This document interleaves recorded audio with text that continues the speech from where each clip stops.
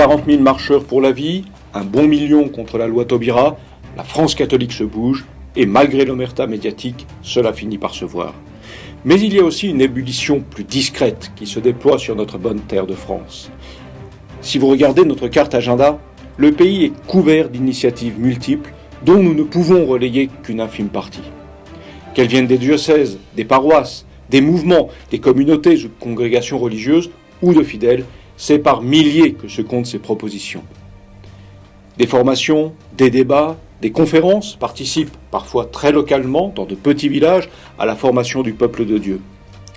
Depuis quelque temps, nous assistons à la réouverture de tout petits sanctuaires, au redressement de calvaires ou encore à la résurgence de vieilles processions.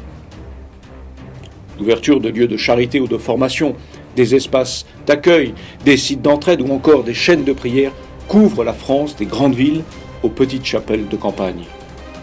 C'est discret, cela passe bien en dessous des radars médiatiques, mais quel dynamisme et quel foisonnement proposé à portée de main pour tous.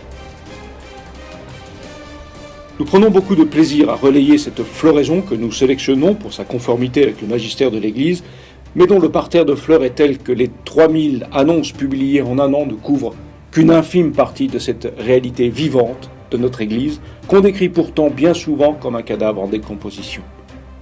Merci aux lecteurs qui nous relaient ces informations. Merci aussi à ceux qui nous envoient des comptes rendus de ces événements. Cela permet de partager ce dynamisme et, pourquoi pas, de donner des idées. Cette effervescence ne serait cependant pas complète et risquerait de n'être qu'un activisme sans lendemain si elle ne comprenait autant d'activités que de prières. Aux côtés des processions, des retraites, des messes votives, les adorations et veillées de prière se multiplient.